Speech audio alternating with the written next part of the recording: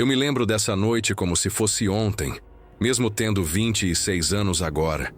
E isso ter acontecido quando eu tinha 12. Meus pais me deixaram em casa com meu irmão mais velho, o Lucas, que tinha 18 anos na época.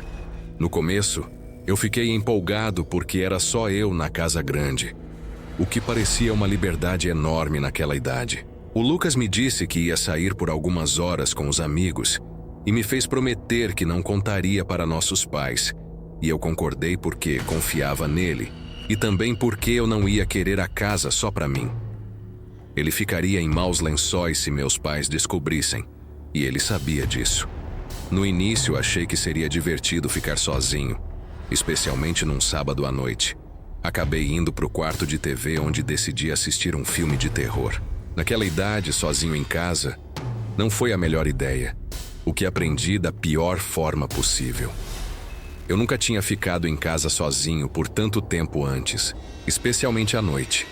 E sinceramente, na metade do filme comecei a ficar com medo. Não inteiramente por causa do filme em si, mas por causa do jeito que a casa soava.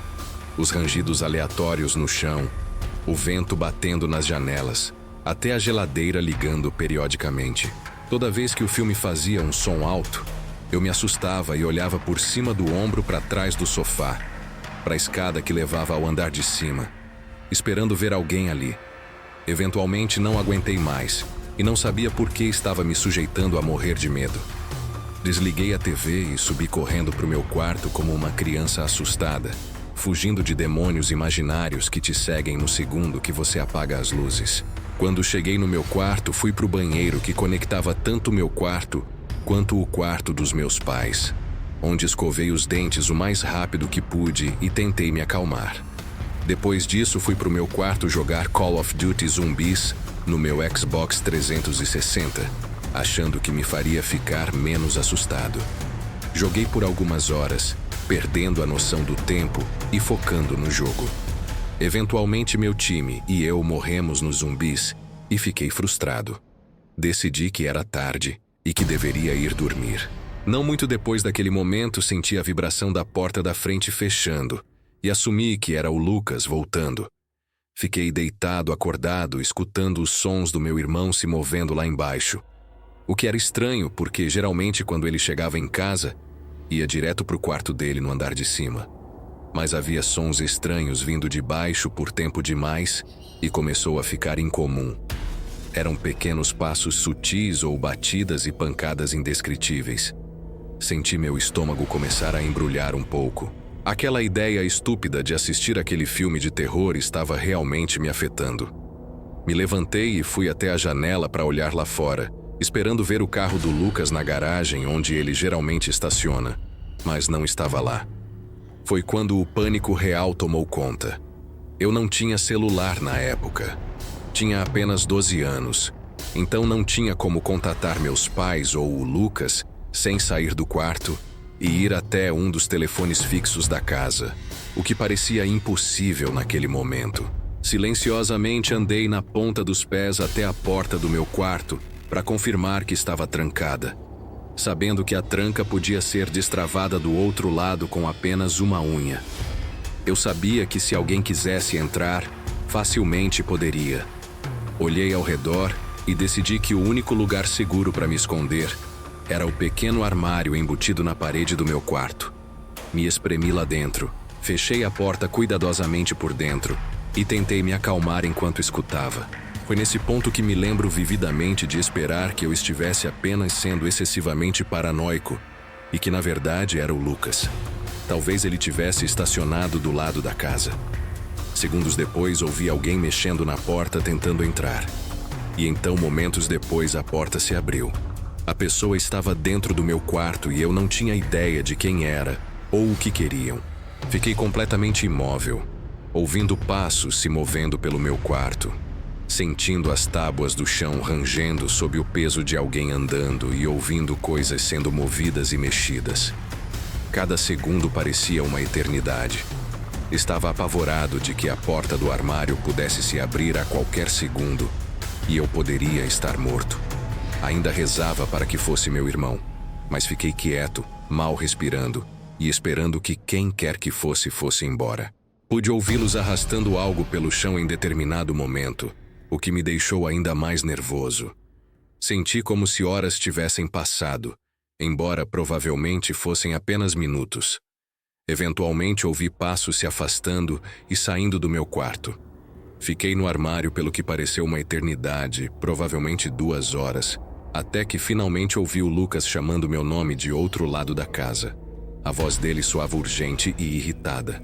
E alguns momentos depois ele entrou no meu quarto e chamou meu nome de novo. Saí do armário e a primeira coisa que ele fez foi gritar comigo, perguntando o que eu estava fazendo ali e o que eu tinha feito no quarto dele. Foi nesse momento que confirmei que de fato não era meu irmão quem estava na casa. Expliquei a situação o mais rápido que pude, ainda tremendo e incapaz de parar minhas mãos de tremer. Assim que ele entendeu, nós dois nos levantamos e começamos a olhar pela casa juntos. Foi quando percebemos o quão ruim realmente estava. Gavetas tinham sido puxadas. Alguns dos nossos eletrônicos estavam faltando, incluindo TVs e videogames. Estava claro que alguém tinha passado pela casa e levado coisas que eram valiosas. O Lucas imediatamente ligou para a polícia, sabendo que aquilo era sério. E esperamos juntos, ainda nervosos, checando portas e janelas para ter certeza que nada mais foi levado. A polícia veio e fez um boletim de ocorrência, anotando tudo que estava faltando e nos fazendo perguntas sobre o que aconteceu. Disseram que iam investigar e que deveríamos esperar nossos pais chegarem em casa. Por volta das 4 da manhã, nossos pais chegaram. Meu pai estava furioso e foi direto pro Lucas, dando um tapa na cara dele por ser um idiota tão descuidado. Não só por me deixar sozinho, mas por deixar a porta da frente destrancada. Minha mãe checou como eu estava, me deu um abraço e disse que estava apenas feliz por eu estar seguro. O Lucas foi forçado a pagar aluguel mensal daquele ponto em diante, para lentamente pagar de volta por todas as coisas que foram roubadas e tratado com extrema cautela depois daquela noite. Eu, por outro lado, não fui punido de forma alguma. Estava apenas abalado, apavorado com o que tinha acontecido. E a experiência inteira ficou comigo por anos. Toda vez que pensava nisso, podia sentir o medo todo de novo, lembrando de me esconder naquele armário e ouvir alguém andando pelo meu quarto, sem saber se ia conseguir sair vivo. Foi de longe a experiência mais assustadora da minha vida e ficou comigo até agora.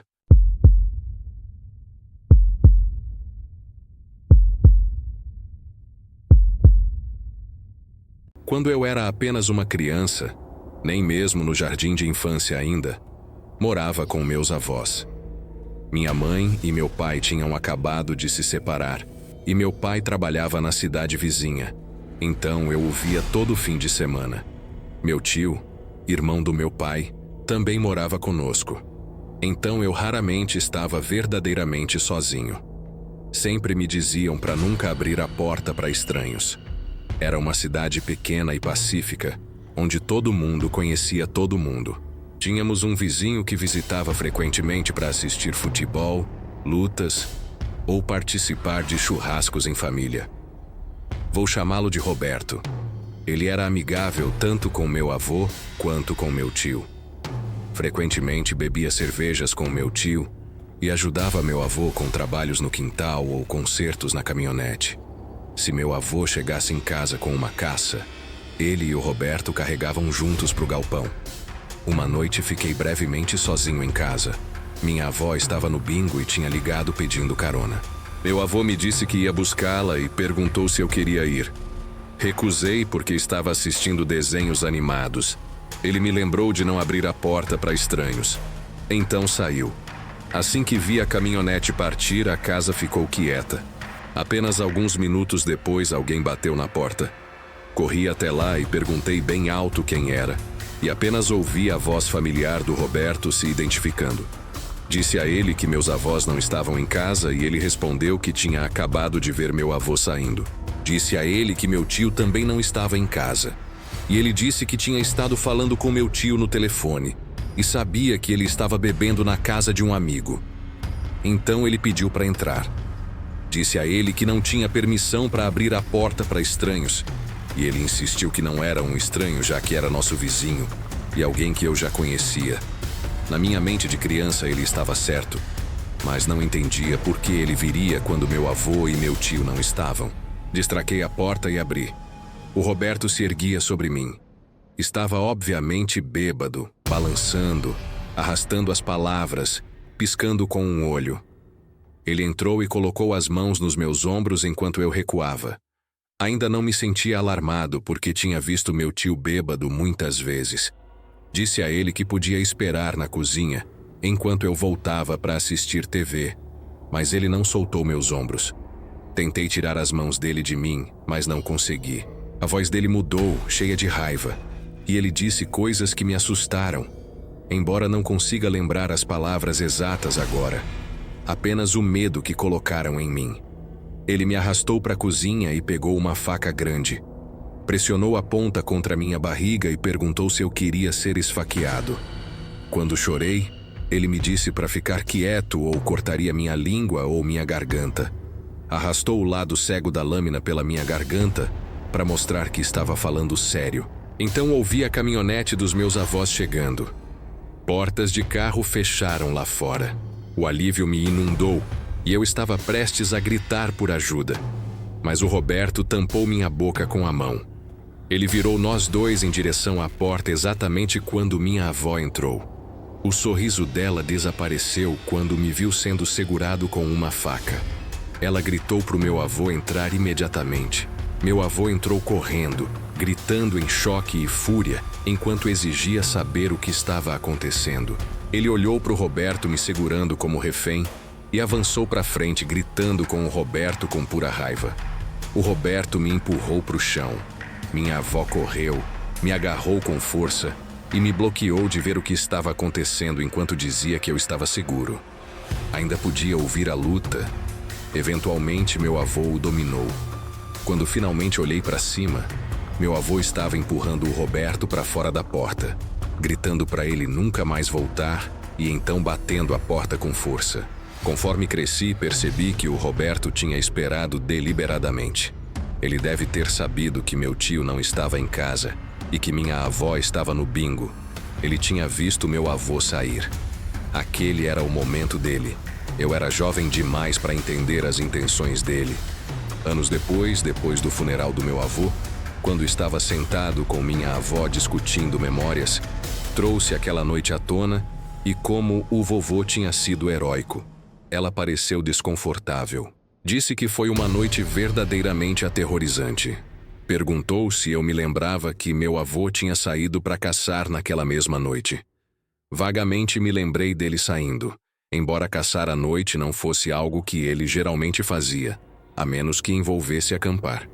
Quando perguntei por que ele saiu, ela alegou que não se lembrava muito. Me fez pensar. Eles nunca ligaram para a polícia para registrar queixa contra ele. E nunca mais vi o Roberto depois daquela noite. Meu avô era respeitado na comunidade. Era amigo. E frequentava a mesma igreja que alguns policiais. E era conhecido por ser bom caçador. Ninguém jamais questionaria se vissem uma lona ensanguentada na parte de trás da caminhonete dele e ele estivesse dirigindo para fora da cidade tarde da noite.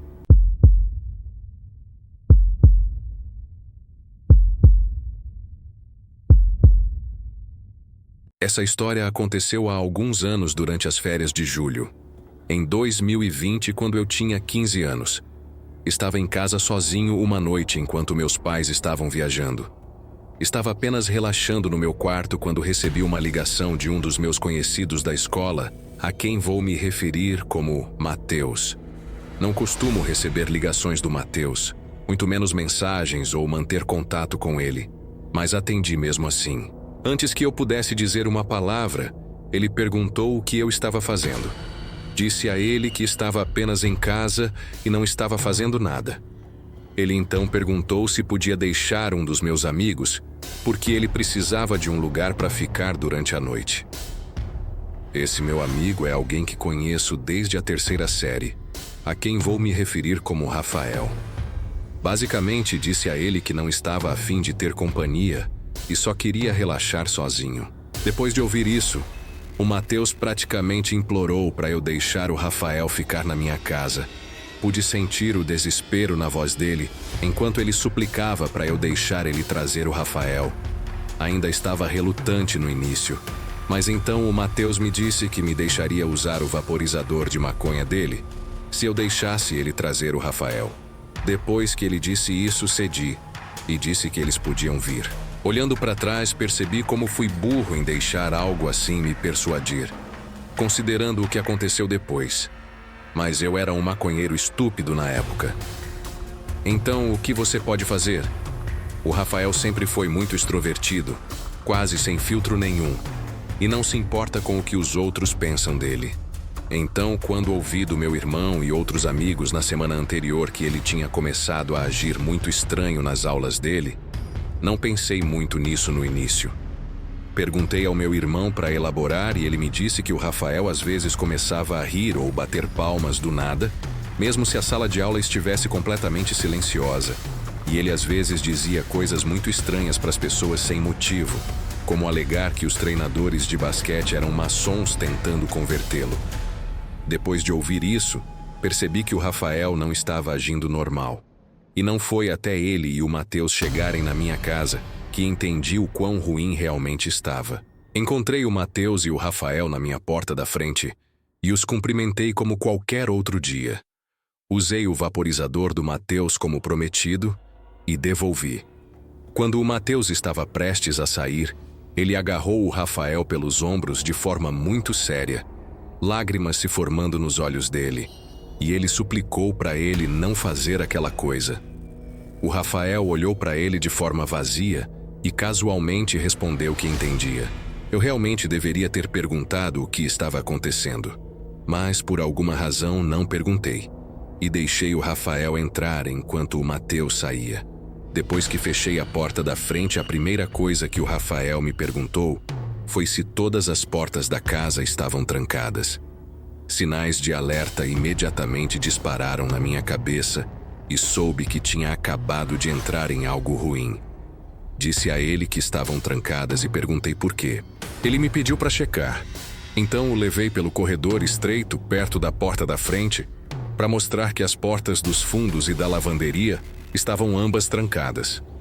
Ele não disse nada depois que confirmei e ficamos em silêncio por alguns segundos. Então, do nada, a mão dele se levantou como se ele estivesse levantando ela, e ele fez esse sorriso assustador e largo que ainda consigo ver claramente na minha mente. Ele segurou por alguns segundos antes de baixar o braço sem dizer uma palavra.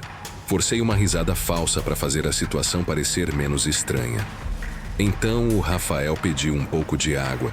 Então fomos para a cozinha. Enquanto pegava garrafas da geladeira, notei ele se demorando perto da gaveta com os talheres, incluindo as facas. Observei enquanto ele lentamente abria a gaveta e alcançava uma faca de churrasco. Sem pensar, corri. Agarrei a mão dele antes que pudesse pegá-la e fechei a gaveta com força. O Rafael não reagiu, nem se moveu. Apenas olhou para mim e soltou uma risada como se estivesse fingindo que era uma piada. Naquele momento pude sentir meu coração batendo nos meus ouvidos e estava congelado de medo. O tipo de medo que as pessoas descrevem em situações de vida ou morte. Nunca tinha sentido que minha vida estava em perigo até aquele momento e só conseguia focar em como ia tirar o Rafael da minha casa. Ele finalmente quebrou o silêncio, sugerindo que fôssemos para o parque do bairro. Concordei como se nada tivesse acontecido. Andamos até a lavanderia que dava para a garagem e intencionalmente deixei ele sair primeiro. Disse a ele que precisava colocar sapatos, o que fiz. Ele pausou e sutilmente pareceu desapontado, me dizendo para me apressar. Fechei a porta, tranquei imediatamente e liguei para o meu irmão para explicar o que tinha acabado de acontecer. Depois de terminar a ligação, peguei todas as facas da cozinha e as levei para o andar de cima para o meu quarto. Tenha em mente que eu estava chapado na época, então minha tomada de decisão não estava perfeita, mas sabia que precisava impedir o Rafael de forçar a entrada de volta na casa. Meu irmão chegou com 3 amigos em menos de 5 minutos, e eles encontraram o Rafael lá fora. Fiquei dentro por alguns minutos nervoso, então saí. Meu irmão e amigos estavam conversando com o Rafael, que estava divagando sobre os treinadores de basquete da escola estarem nos Illuminati e alegando que eles iriam abusar sexualmente dos garotos do time para fazê-los jogar melhor. Ele continuou falando sem sentido por alguns minutos. Então, decidimos levá-lo para casa porque não havia como eu deixá-lo ficar sob meu teto depois do que tinha acontecido. Um dos meus amigos eventualmente levou o Rafael para casa, mesmo ele insistindo que não podia ir, porque acreditava que o pai dele ia matá-lo. Depois de tudo isso, liguei para o Matheus para perguntar o que o Rafael tinha dito para ele que o fez agir daquele jeito. E o Matheus explicou que durante o trajeto de carro, o Rafael tinha estado lendo um manifesto alegando que precisava se matar ou matar alguém para impedir que o pai dele tentasse matá-lo. O Matheus tinha entrado em pânico e só queria se livrar do Rafael, o que explica por que ele soou tão desesperado para deixá-lo na minha casa mais cedo.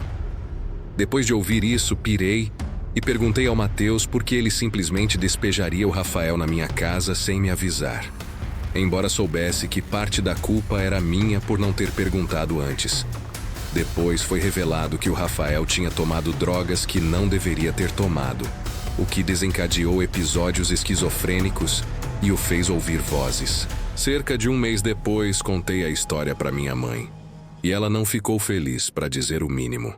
Escusado será dizer que evitei algo verdadeiramente horrível naquela noite por estar alerta quando o Rafael entrou na casa. E ainda penso no que poderia ter acontecido se não tivesse prestado atenção nele na cozinha.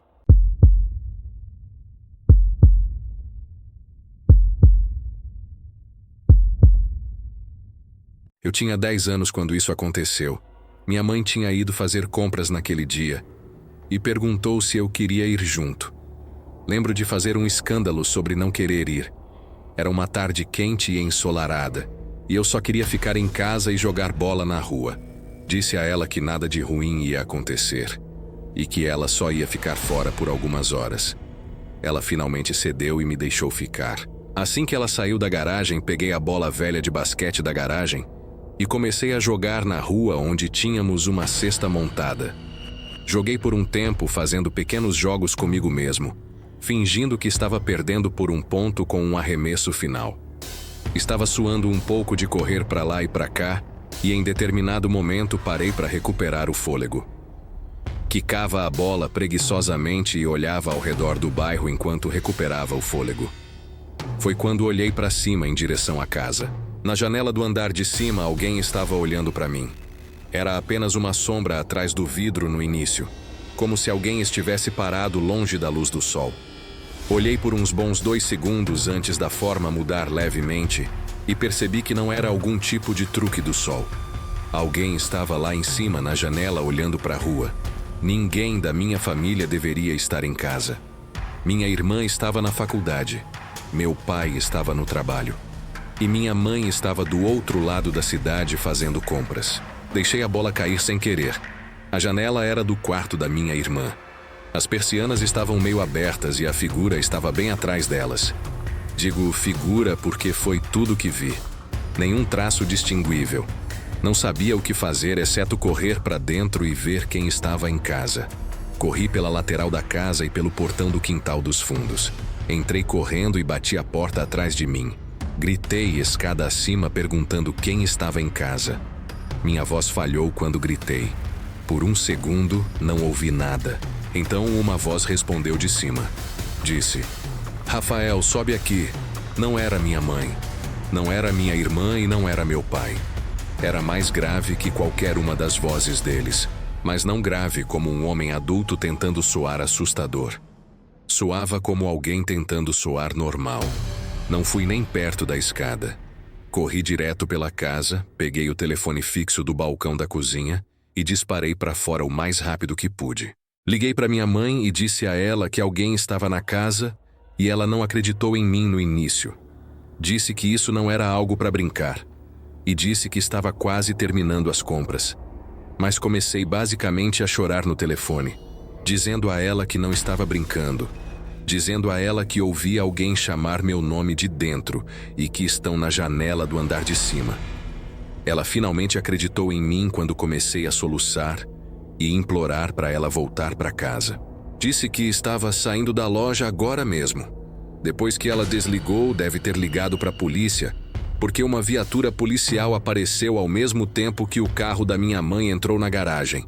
Ela correu até mim perguntando onde eu tinha visto a pessoa. Apontei para a janela do andar de cima. A polícia entrou primeiro. Minha mãe o seguiu para dentro depois de 1 ou 2 minutos. Esperei na frente. Não queria voltar lá dentro. Por 10 minutos apenas fiquei ali olhando para a janela do andar de cima. Ninguém apareceu nela de novo. Eventualmente, um dos policiais saiu e me disse que era seguro entrar. Entrei e apontei para o andar de cima, para o quarto onde tinha visto o homem. Checaram os armários embaixo da cama, atrás da cômoda. Até checaram o sótão. Checaram cada cômodo da casa. Não encontraram ninguém nem nada. Depois que a polícia saiu, minha mãe começou a agir duvidosa de novo. Disse que acreditava em mim, mas pude perceber que não acreditava totalmente. Disse que se descobrisse que eu estava brincando, seria punido por assustá-la e desperdiçar o tempo da polícia. Continuei dizendo a ela que não estava mentindo. Ela continuava dizendo que sabia, mas a voz dela dizia outra coisa. Naquela noite tive problemas para adormecer. Continuei pensando na voz e naquela sombra atrás das persianas, mas eventualmente fiquei cansado o suficiente para pegar no sono. Não sei que horas eram quando acordei. Ainda estava escuro lá fora e no início pensei que tinha acordado de um pesadelo ruim, mas então ouvi algo no meu quarto alto o suficiente para me acordar. Sentei ereto na minha cama. Meus olhos ainda estavam se ajustando à escuridão, mas conseguia ver os contornos do meu quarto. Conseguia ver minha cômoda, a porta do meu armário entreaberta, minhas prateleiras, e do outro lado do quarto, não muito longe da minha cama, vi outra coisa. Uma forma desconhecida. Uma forma alta e escura parada completamente imóvel. Por um segundo pensei que estava imaginando, mas então o menor movimento me fez perceber o que era. Era uma pessoa. Uma pessoa adulta completamente crescida parada no meu quarto. Nem tive tempo de respirar. Apenas gritei. Um grito alto e quebrado que rasgou da minha garganta. Assim que gritei, a figura se moveu rápido. Atravessou meu quarto em 2 passos, agarrou minha janela, deslizou ela aberta e pulou para fora. Ouvi os pés do homem pousarem no pequeno toldo abaixo da janela. Meus pais invadiram o quarto assim que gritei. Meu pai correu direto para a janela e olhou para fora. Então correu escada abaixo e pela porta dos fundos para tentar encontrar quem quer que fosse. Tenho quase certeza de que ele correu lá fora descalço. Voltou alguns minutos depois sem fôlego. Continuava balançando a cabeça e dizendo que não tinha visto ninguém. Ligaram para a polícia de novo, mas daquela vez foi principalmente só para registrar outro boletim de ocorrência e para os policiais vasculharem a área. Não sabemos quanto tempo ele esteve na casa. Tudo o que sei é que ele esteve dentro durante o dia tempo suficiente para saber meu nome e estava me observando da janela da minha irmã. E ficou na casa até o anoitecer. Isso, ou ele entrou e saiu da casa pela janela do meu quarto, subindo naquele toldo. De qualquer forma, ele estava no meu quarto enquanto eu dormia, parado ali no escuro. Quem sabe o que mais ele fez enquanto estava na casa? Essa é a parte mais assustadora.